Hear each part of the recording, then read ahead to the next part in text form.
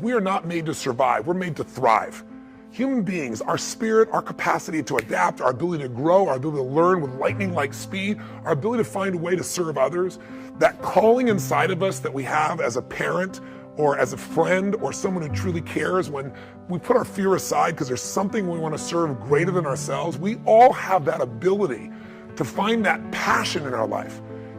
The Tonian world is all about the predictable. It's all about predicting a future.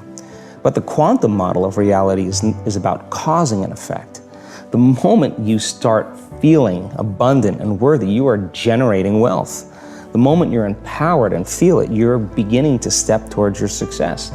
The moment you start feeling whole, your healing begins. And when you love yourself and you love all of life, you'll create an equal. And now you're causing an effect. And I think that's the difference between living as a victim in your world, saying, I am this way because of this person or that thing or this experience. They made me think and feel this way.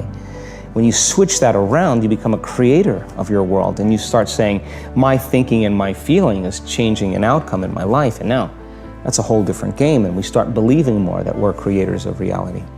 A lot of people start out with a new year and it becomes a trigger for the possibility of a new life, but that disappears after a few disappointments, after coming up with a few New Year's resolutions that within a week or two they've already broken. I'm here to talk to you about just the simple core of what you and I are made for. We are not made to survive. We're not made to manage our pain or get through it. We're made to be creators of our lives. We can create anything. Anything we can dream about, we can create. And I know that sounds like positive thinking, just BS. But in your soul, there have been times in your life, I know, when you've had something that you wanted so much. Maybe you wanted something for someone you care about. Maybe you wanted something for yourself. But you became so obsessed with something, achieving it, experiencing it, whether it was a transformation, in yourself, a change in your business, making a certain amount of money, getting a job, increase of some position increase. Maybe it was doing something for your mom or your dad or your kids. Somewhere in your life, you've gotten obsessed enough to really want to create something that you may not even know how you were going to do it, but you just wanted it, desired it, that you started all of a sudden taking action and you got insights. And before you knew it, what used to be just this impossible dream became a reality. Is it fair to say that at some stage in your life that there are some things today in your life that were once just a dream or a goal, that once seemed difficult or impossible, whether it be the job you have or the relationship you're in and might be taking for granted? Is there anything in your life today that was once like that? Well, then you and I are creators.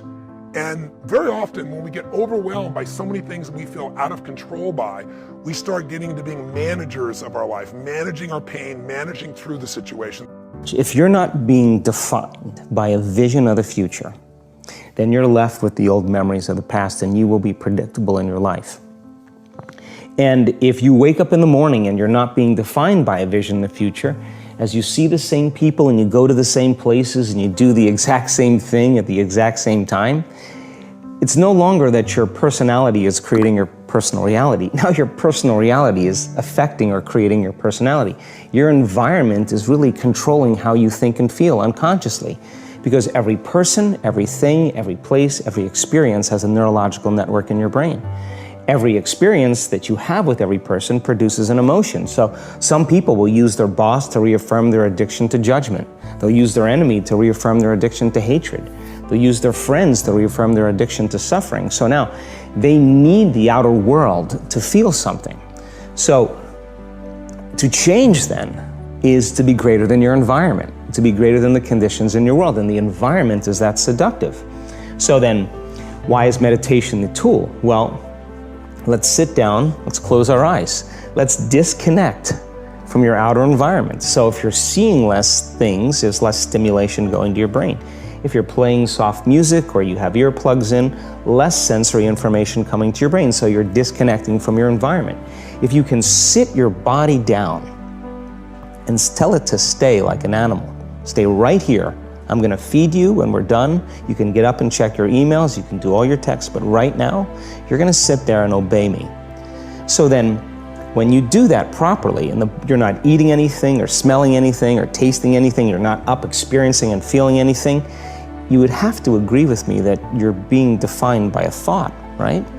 So when the body wants to go back to its emotional past, and you become aware that your attention is on that emotion, and where you place your attention is where you place your energy. You're siphoning your energy out of the present moment into the past, and you become aware of that. And you settle your body back down in the present moment, because it's saying, well, it's 8 o'clock. You normally get upset because you're in traffic around this time, and here you are sitting, and we're used to feeling anger, and you're off schedule. Oh, it's 11 o'clock, and you usually check your emails and judge everybody. Well, the body's looking for that predictable chemical state. Every time you become aware that you're doing that, and your body is craving those emotions, and you settle it back down into the present moment, you're telling the body it's no longer the mind, that you're the mind, and now your will is getting greater than the program. And if you keep doing this over and over again, over and over again, over and over again, just like training a stallion or a dog, it's just gonna say, I'm gonna sit. And the moment that happens, when the body's no longer the mind, when it finally surrenders, there's a liberation of energy. We go from particle to wave, from matter to energy, and we free ourselves from the chains of those emotions that keep us in the familiar past. And we've seen this thousands of times. In fact, we can actually predict it now on a brain scan. There are many ways to get the things that we want for ourselves in our lives. But basically, it all begins with how we choose to think. As you think, so shall you be. 7 little words that I think are perhaps the most important things that we can learn and master in our lives. This old proverb notion that I become what I think about all day long. And once you know that what you think about is what expands, you start getting real careful about what you think about. You don't allow your thoughts to be on anything that you don't want, or that you wouldn't want to have manifest or show up for you in your life. Why would a city known for its great economy over all these years go bankrupt? Why would they go bankrupt? Unwise decisions that probably started years before. Why would a family choose to buy a house that they know that they cannot afford, but they're going to buy it anyway? Unwise decision. Why would a person marry just for sexual fulfillment, not thinking about other things? Unwise decision.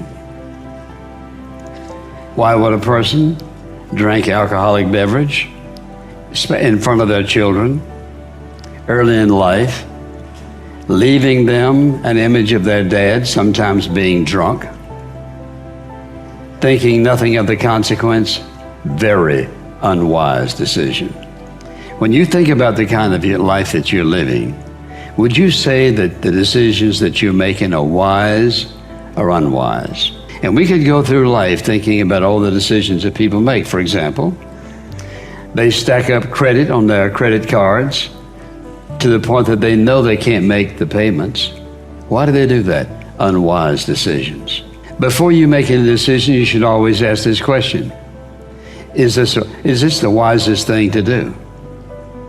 There's always an answer. Is this the wisest thing to do? Whether it's marriage, or whether it's something financial, or health, or whatever it might be, is this the wisest thing to do? That's always the right question. Whether it's major or minor, is this the wisest thing to do? But living wisely is the best life. Wisdom is a gift from God. Living unwisely is a very expensive lifestyle to every aspect of our life.